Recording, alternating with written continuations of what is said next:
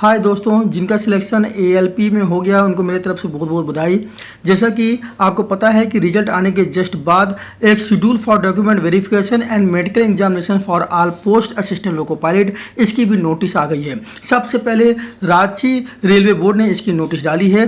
जैसा कि आपको पता है 1/10/2025 को रिजल्ट आ गया था। उसके बाद ये नोटिस आई है कि जो भी लोग जिनके रोल नंबर आए हैं शॉर्ट लिस्टेड में वो डॉक्यूमेंट वेरिफिकेशंस और मेडिकल एग्जामिनेशंस के बारे में सब कुछ नीचे जानकारी दे दी गई है कि कब और कहाँ कहाँ होना है और क्या क्या आपको ले के जाना है। जरा इसके बारे में देख लेते हैं।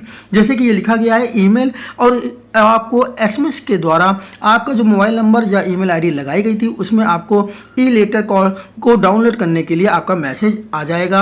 आपको उसको क्या कर लेना है, डाउनलोड कर लेना है और जो आप डाउनलोड करेंगे उसका ओरिजिनल डाउनलोड करके आपको उसको लेके जाना है। और साथ में और क्या क्या लेके जाना है ये देख लेते हैं।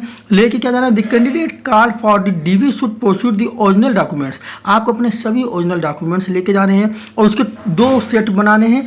2 सेट बनाने हैं वो भी A4 साइज पेपर में और बनाने फोटोकॉपी करके और सबको सेल्फ अटेस्टेड भी कर लेना है। उसके बाद आपको जिस बोर्ड से आप होंगे वहाँ से आपको रेलवे हॉस्पिटल आपको बता दिया जाएगा किस हॉस्पिटल में आपको जाना है जहाँ पे आपका मेडिकल होगा, ठीक है। और डीवी पहले डीवी हो गया और डीवी के बाद जिसकी डीवी क्लियर हो जाती है उसके बाद सीधे उसको मेडिकल हॉस्पिटल में भेज दिया जाता है एग्जामिनेशन के लिए, मेडिकल के लिए, ठीक है। ध्यान रखिएगा कम से कम 4 या 5 दिन का टाइम बताया गया है कि 4 या 5 दिन का टाइम लग सकता है, इसलिए आप लोग अपने 4-5 दिन का टाइम लेके जाएंगे। और देखिए लिखा हुआ है 4 to 5 डेज अकॉर्डिंगली, ठीक है। उसके बाद जो आपकी जो मेडिकल फीस है वो केवल 24 रुपये मेडिकल फीस जो है वो आपकी लगेगी। उसके अलावा कोई भी मेडिकल फीस नहीं लगेगी। लेकिन इन रेयर केस किसी केस में जैसे सीटी स्कैन हो गया, अल्ट्रासाउंड हो गया या बाकी कोई भी चीज़ आईज में अगर सर्जरी कर रखी उससे रिलेटेड कोई भी टेस्ट कराना है और अगर वहाँ हॉस्पिटल में वो चीज़ नहीं है और अगर वो बाहर से अगर करवाने को बोलते हैं तो उसका पैसा आपको ही देना पड़ेगा। ध्यान रखिएगा, इसलिए आप अपने पास मनी भी लेके जाइएगा। सातवें पॉइंट में क्या बोला गया है कि कम से कम 6 पासपोर्ट साइज फोटो आपको कलर लेके जानी है और ध्यान रखिएगा वो 1 ईयर से ज़्यादा ओल्ड ना हो। और दूसरी एक चीज़ और, जो आपकी CBT 1 हुआ था, CBT 2 हुआ था और जो आपका साइको हुआ था CBAT, इनके भी आपके पास जो डाउनलोड किए थे कार्ड आपने ई कार्ड वो आपको लेके जाना है, एडमिट कार्ड। हो सकता है किसी के पास CBT 1 या CBT 2 या किसी का एडमिट कार्ड ना हो, परेशान होने की ज़रूरत नहीं है क्योंकि जब मेरा सिलेक्शन हुआ था तभी यही था। बहुत लोगों के पास CBT 1 CBT 2 के डाउनलोड नहीं थे ये, या डाउनलोड किए लेकिन उनके खो गए, ठीक है। जो आपके जो एडमिट कार्ड होते हैं वो नहीं थे, तो उसमें परेशान होने की कोई ज़रूरत नहीं है। जो आपके पास हो वो लेके जरूर जाइएगा क्योंकि अभी CBAT का तो सबके पास हो गई होगा। एक चीज़ और ध्यान रखिएगा, होता क्या जब फॉर्म हम लोग भरते हैं तो माता पिता के नाम की स्पेलिंग गलत हो जाती है और जो हमारे ओरिजिनल सर्टिफिकेट या डॉक्यूमेंट्स होते हैं उसमें माता पिता की जो नाम की स्पेलिंग अलग होती है। तो उसको क्या करना होगा, उसके लिए आपको घबराने की कोई ज़रूरत नहीं है। अगर आपने ऐसा कर दिया है कि फॉर्म पे आपके माता पिता के नाम की स्पेलिंग गलत है, कोई दिक्कत नहीं, आप एफिडेविट बनवा लीजिएगा और अपने साथ एफिडेविट लेके जाइएगा, ठीक है। अगली बात और सुन लीजिए, और क्या इंपॉर्टेंट चीज़ है, अगर मान लीजिए जिस डेट पर आपको बुलाया गया है अगर उस डेट में आप नहीं पहुँच पाते हैं तो आपको एक ब्लॉक डेट दी जाएगी। उस डेट में आपको अपना DP जाके करवा सकते हैं या मेडिकल एग्जाम करा सकते हैं। लेकिन ध्यान रखिएगा जो ब्लॉक डेट आपको दी जाएगी तो वहाँ पे आपको रीजन बताना पड़ेगा कि आप उस डेट पे क्यों नहीं आए थे, ठीक है। अगर आपको जेन्युइन रीजन है तो आप ब्लॉक डेट पे भी जाके करा सकते हैं। कुछ लोग जैसे होता क्या है कि जो गवर्नमेंट नौकरी कर रहे होते हैं दूसरी और वो भी फॉर्म भरे होते हैं, तो ध्यान रखिएगा फॉर्म भरने से पहले आप NOC लेते हैं तो आपको NOC लेके भी जाना है। लेकिन बाई चांस आपको NOC नहीं मिलती है इस टाइम पर जाएंगे तो भी आप चले जाइएगा, वो NOC आप बाद में जब ज्वाइनिंग करेंगे तो भी आप दे सकते हैं। ध्यान रखिएगा, एक बात आपको लास्ट में और बताऊंगा, इसलिए साथ में जुड़े रहिएगा, बहुत इंपॉर्टेंट बात बताऊंगा, घबराने की कोई ज़रूरत नहीं है।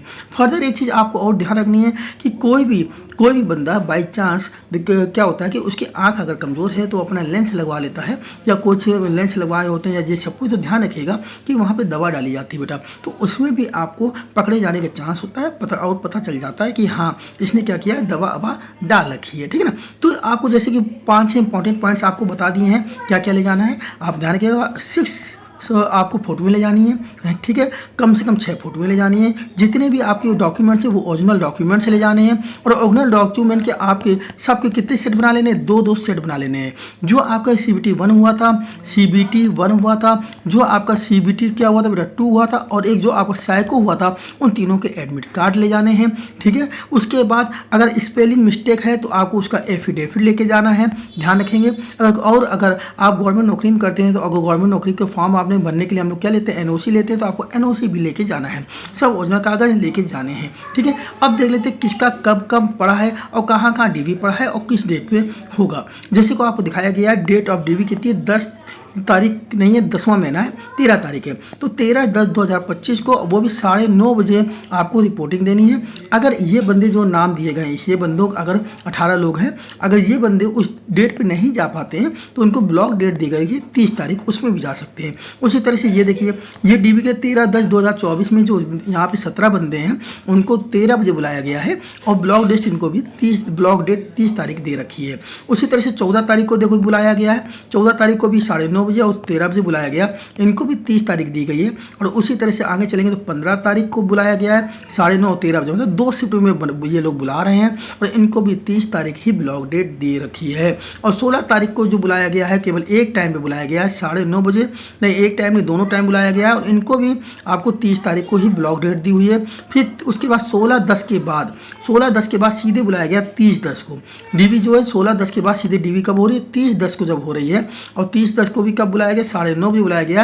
लेकिन ध्यान रखिएगा, इनको जो ब्लॉक दी गई है वो नवंबर की 14 तारीख दी गई है, याद रहेगा, 14 नवंबर, 11वां महीना, ठीक है ना। उसके बाद आप देख सकते हैं 31 तारीख को आप जिसको बुलाया गया है उनकी भी 14 तारीख ब्लॉक डेट है। जिनको आपको 3 तारीख को बुलाया गया, 3/11 को बुलाया गया है, उनको भी 14 तारीख ही ब्लॉक डेट दी गई है, ठीक है। इस तरह से देख लीजिए आप। और जिनको 4 तारीख को बुलाया गया उनको 14/11 ब्लॉक डेट दी गई है, और जिनको 6 तारीख को बुलाया गया है, जो 6 तारीख को बुलाया गया उनकी ब्लॉक डेट कितनी है, 21 तारीख है। अगर किसी कारण आप लोग 6 तारीख को नहीं करा पाएंगे तो वो बंदे कब जाएंगे, 21 तारीख को दोबारा जा सकते हैं। जो 7 तारीख को बुलाए गए हैं वो भी 21 तारीख को जा सकते हैं, जिनको 7 तारीख को बुलाया गया है, और जिनको 10 तारीख को बुलाया गया है वो भी 21 तारीख को ही जाएगा। इस तरह से आप पूरी PDF में देख सकते हैं कौन किसको बुलाया गया। 11 तारीख को बुलाए गए हैं, 12 तारीख को बुलाए गए हैं, ये सब 21 तारीख को। लेकिन जो 12/11 को बुलाया गया, 12/11/2024 को जिसको बुलाया गया उसको ब्लॉक डेट 24 तारीख दी गई है, ठीक है। इसके बाद 12 तारीख वाले, 13 तारीख वाले, 13 तारीख वाले सबको ब्लॉक डेट कितनी दी गई है, 24 तारीख दी गई है, ठीक है। 14 तारीख वाले देख लीजिए, 14 तारीख वालों को ब्लॉक डेट भी 24 तारीख दी गई है। तो 14/11/2024 तक रांची की जो है DV और मेडिकल होने वाला है। बहुत सी बड़ी को कन्फ्यूजन ये हो रहा है कि सर ये मेडिकल में क्या क्या हो सकता है, क्या बाहर हो सकते हैं, क्या सभी लड़के जो हुए हैं 1:1 लिए गए हैं सभी का सिलेक्शन हो सकता है, तो ध्यान रखिएगा इसमें बाहर भी हो सकते हैं। बहुत लोग को ये भी डर हो रहा है कि कलर ब्लाइंडनेस में तो कोई बाहर नहीं हो सकता, बिल्कुल बाहर हो सकते हैं।